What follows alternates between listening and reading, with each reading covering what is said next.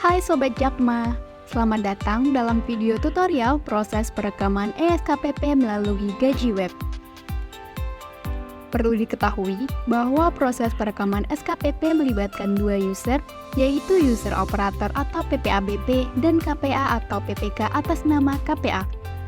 SKPP dibuat terlebih dahulu melalui user operator, lalu dilakukan persetujuan oleh KPA atau PPK atas nama KPA. Sebelum melakukan pengajuan SKPP, PPABP atau operator perlu melakukan perekaman SK perubahan pegawai sesuai dengan peruntukannya, apakah SK pindah, meninggal, maupun SK pensiun.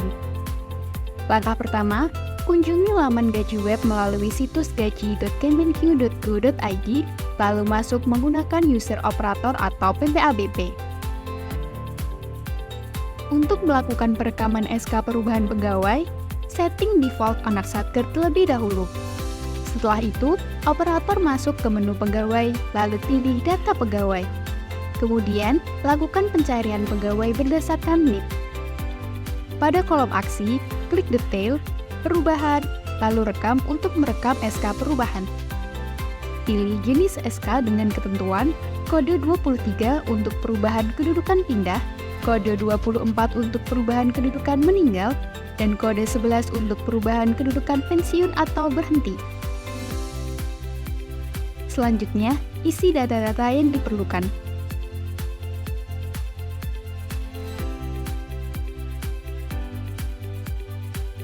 Pada kolom kedudukan, terdapat ketentuan untuk kode 05 digunakan untuk pindah, kode 04 untuk meninggal, dan kode 03 untuk pensiun atau berhenti. Setiap merekam SK perubahan terakhir, pastikan juga defaultnya adalah 1, lalu klik simpan. Selanjutnya, terdapat proses perekaman referensi nomor SKPP pada menu SKPP referensi nomor SKPP. Klik tombol tambah untuk merekam format nomor SKPP, lalu isi kolom yang diperlukan. Perekaman ini dilakukan untuk merekam format nomor SKPP yang hanya dilakukan satu kali, yaitu di awal penggunaannya. Setelah merekam nomor referensi SKPP, operator dapat masuk ke menu SKPP RUH SKPP.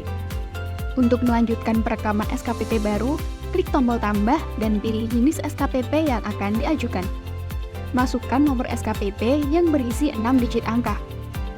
Isi tahun dan tanggal SKPP, lalu klik simpan. Data SKPP yang baru saja direkam akan tersimpan dengan status konsep SKPP. Pada kolom aksi, klik update data, pilih pegawai, lalu cari pegawai yang akan diajukan SKPP-nya. Checklist pada kolom aksi, lalu pilih. Data pegawai yang telah dipilih akan muncul pada menu RUH pegawai dengan status proses SKPP.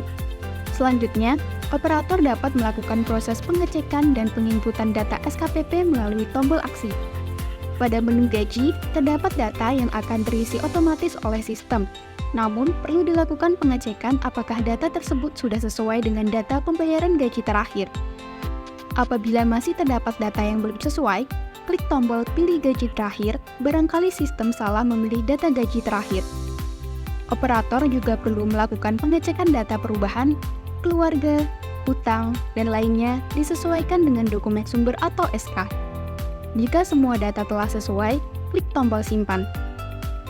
Cek tujuan untuk memastikan tujuan kode satker yang baru untuk SKPP pindah.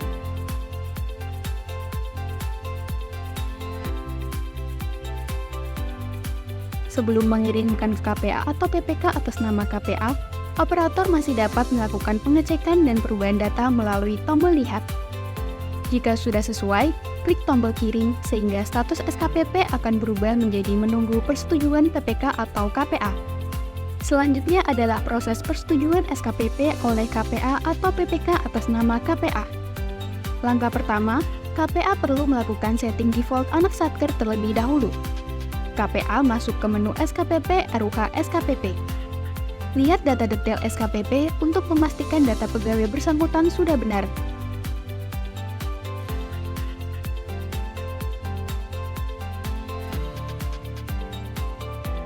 Jika data sudah sesuai, KPA dapat melakukan persetujuan SKPP. Setelah SKPP disetujui, KPA melakukan cetak SKPP yang terdapat pada kolom aksi, lalu klik cetak. Selanjutnya, klik refresh hingga status berubah menjadi cetak SKPP selesai. SKPP yang sudah dicetak dapat dikirimkan ke KPPN melalui user operator atau PPABP. SKPP dapat diunduh dan dikirim ke KPPN dengan menekan tombol cetak SKPP dan kirim SKPP ke KPPN. Refresh laman Gaji Web hingga status SKPP berubah menjadi menunggu proses persetujuan di KPPN. Untuk kelengkapan data SKPP ke KPPN, Satker juga perlu mengirimkan dokumen SK dan penonaktifan supplier ke email KPPN Jakarta 5 melalui apelpagi.jkt5@gmail.com dengan subjek kode Satker spasi nama pegawai. Terima kasih, semoga bermanfaat.